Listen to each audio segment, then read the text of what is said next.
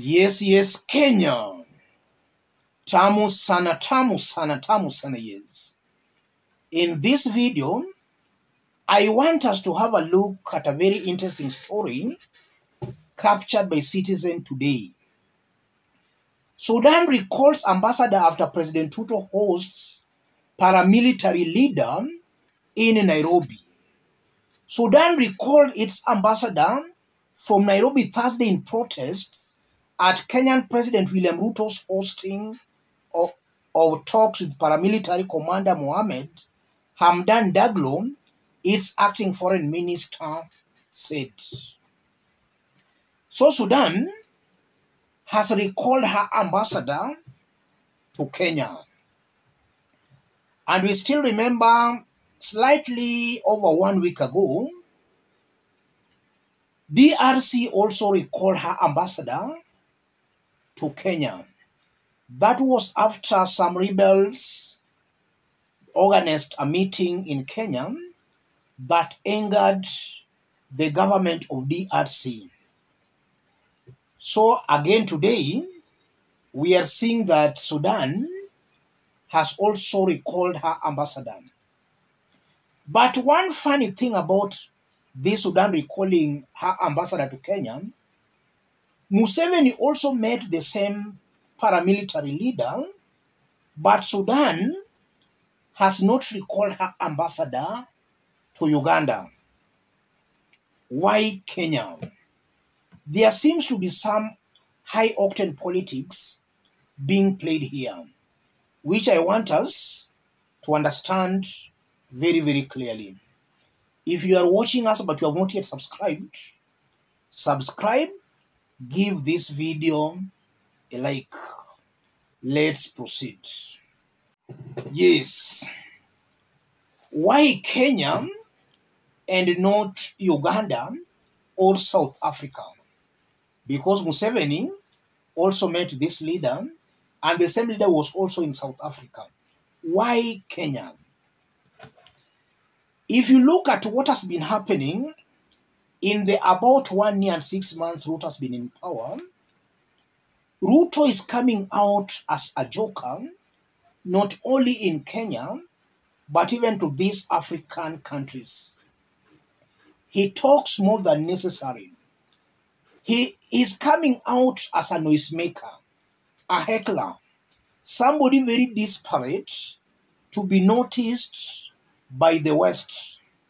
And these African countries and their leadership have realized that. So they don't respect Ruto. They see him as a sellout, somebody out to sell Africa. They don't respect him. So they are just waiting for him to make a blunder for them to disapprove him.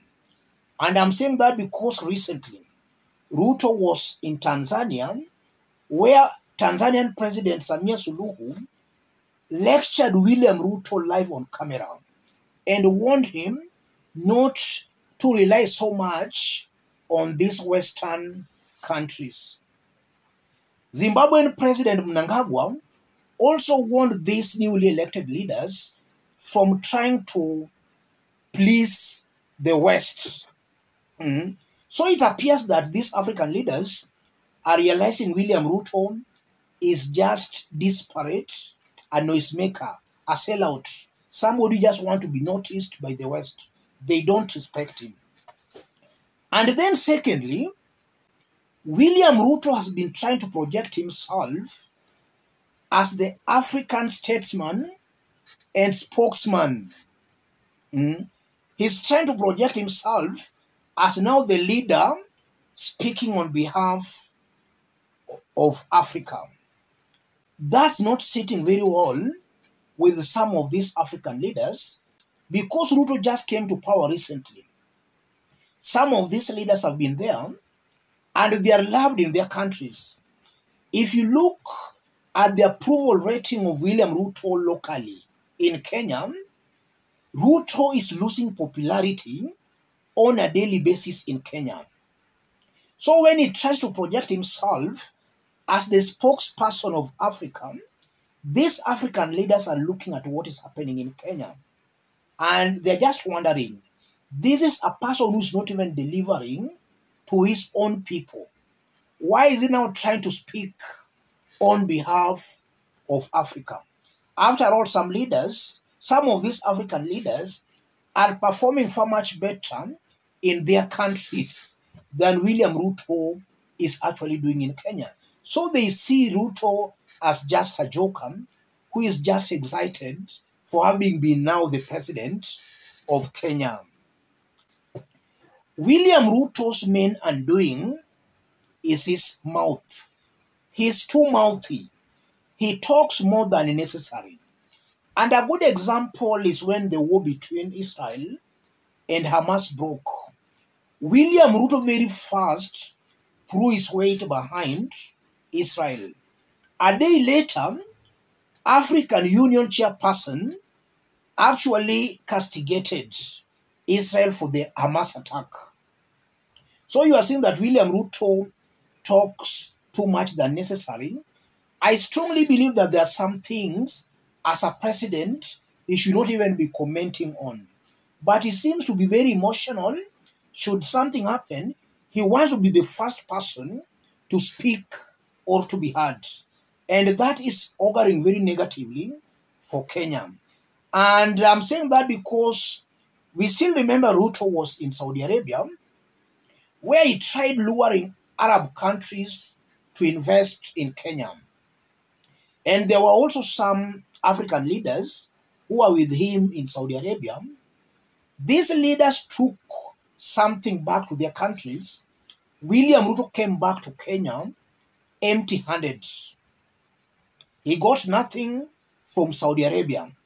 And if you look at it very keenly, it might be possible that upon William Ruto throwing his weight behind Israel, Arab countries saw him as a leader who is very insensitive to their plight. And that's why he came empty-handed from Saudi Arabia.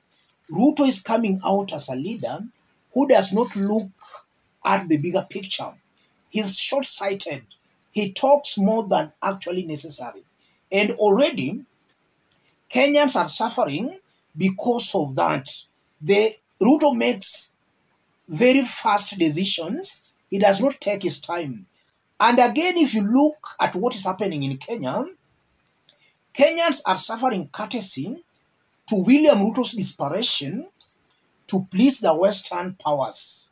And I'm talking of IMF, World Bank, that are actually telling William Ruto to remove the subsidies, to increase taxes.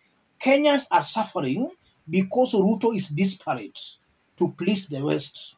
Now, when he tries projecting himself as the African spokesperson, these African countries are saying, if this is a man who has betrayed his own people, how then can he speak on our behalf? And Malema, the South African opposition leader, was in Kenya, and he highlighted that. So Ruto is losing respect amongst African leaders. And that's auguring very negatively for us, because now we are being seen as jokers. We are becoming the laughing stock of these African countries. They see Kenya as full of jokers. And I know they might be wondering how Kenyans elected somebody like William Samoei Ruto. As I conclude, William Ruto's continued stay as Kenya's president, he is destroying our relationship with our African brothers and neighbors. In the 1 year he has been in power, it's actually true. Our relationship with our neighbors has deteriorated courtesy to William Ruto's rule. So Ruto is actually something bad that happened to Kenyans.